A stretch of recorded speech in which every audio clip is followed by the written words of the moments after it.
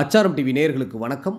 நாம் இன்னைக்கு திரை விமர்சனத்தில் ராம் சரண் நடிப்பில் வெளிவந்திருக்கின்ற கேம் சேஞ்சர் திரைப்படத்தின் திரை விமர்சனத்தை பற்றி தான் பார்க்க போகிறோம். பிரம்மாண்ட இயக்குனர் சங்கர் இந்த படத்தை இயக்கியிருக்கிறாரு. தில் ராஜு தயாரிச்சிருக்கிறாங்க. ராம் சரணுடன் இணைந்து கியாரா அத்வானி, எஸ்ஜே சூர்யா, சமுத்திரகனி, அஞ்சலி, ஸ்ரீகாந்த் மற்றும் பல நட்சத்திரங்கள் நடிச்சிருக்கிறாங்க. இந்த படத்தோட கதை என்னென்னு பார்த்தீங்கன்னா, முதல்வர் பொப்பிலி சத்தியமூர்த்திக்கு உடல்நலம் சீரியஸான கண்டிஷனில் சமுத்திரகனி ஹாஸ்பிட்டலில் கொண்டு செல்கின்றார். அப்பா இறந்துவிட்டால் முதல்வர் பதவி தனக்குத்தான் என்று எஸ்ஜே சூர்யாவும் ஜெயராமும் சண்டையிட்டுக் கொள்கின்றனர். அதிர்ஷ்டவசமாக பிழைத்து விடுகின்றார் முதல்வரான ஸ்ரீகாந்த். உயிர் பிழைத்த பிறகு தன் அமைச்சர்களிடமும் தனது கட்சிக்காரர்களிடமும் மகன்களிடமும் 4 ஆண்டுகள் ஊழல் ஆட்சி செய்துவிட்டோம், மீதம் இருக்கும் 1 ஆண்டில் நல்ல ஆட்சி செய்ய வேண்டும் என்று கட்டளையிட, இந்த சூழ்நிலையில் ராம்நந்தன் என்கின்ற ராம் சரண் தனது சொந்த ஊரான விசாகப்பட்டினம் மாவட்ட ஆட்சியராக வருகின்றார். நேர்மையே வாழ்க்கையாக கொண்ட இந்த IAS அதிகாரிக்கு ஆவேசம் அதிகம். பதவியேற்ற உடனே ஊழல்வாதிகள் மீது ஆக்ரோஷமாக நடவடிக்கை எடுக்க தொடங்குகின்றார். இது ஊழலில் மூழ்கி கிடக்கும் அமைச்சர் பாப்பிலி மோபி தேவி என்கின்ற எஸ்ஜே சூர்யாவுக்கு பிடிக்கவில்லை.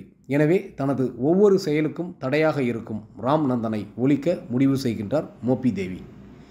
அதிகாரத்திற்காக தனது தந்தையான ஆந்திர முதல்வர் சத்தியமூர்த்தியையே கொள்கின்றார்.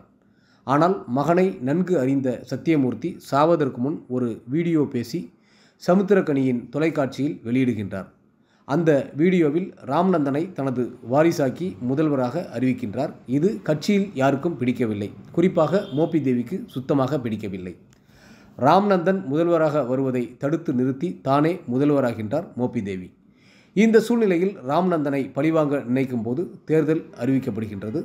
தேர்தல் அதிகாரியான ராம் சரண் நியமிக்கப்பட்டு மோபி தேவிக்கு பதிலடி கொடுக்கின்றனர். அங்கிருக்கும் இருவருக்கும் இடையே நேரடி போர் தொடங்குகின்றது.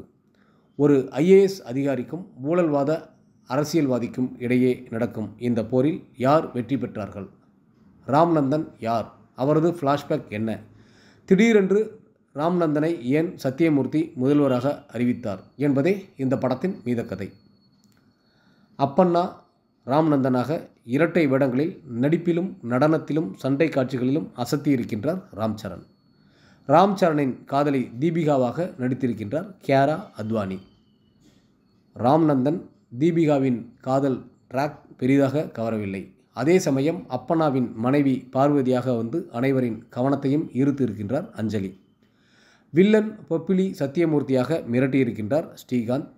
பொப்பிலி மோபி தேவியாக சிறப்பாக நடித்திருக்கின்றார் எஸ்ஜே சூர்யா. தமனின் இசை படத்திற்கு பக்கபலம். ஜரகண்டி பாடல் அனைவரையும் கவரும்படி இருக்கின்றது. திருவின் ஒளிப்பதிவு படத்திற்கு பெரிய பலம்.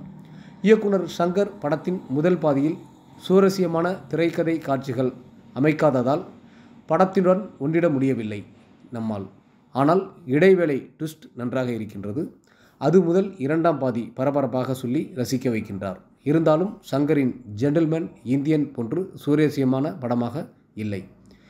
ஒட்டுமொத்த படக்குழுவினருக்கும் அச்சாரம் டிவி சார்பாக வாழ்த்துக்கள்.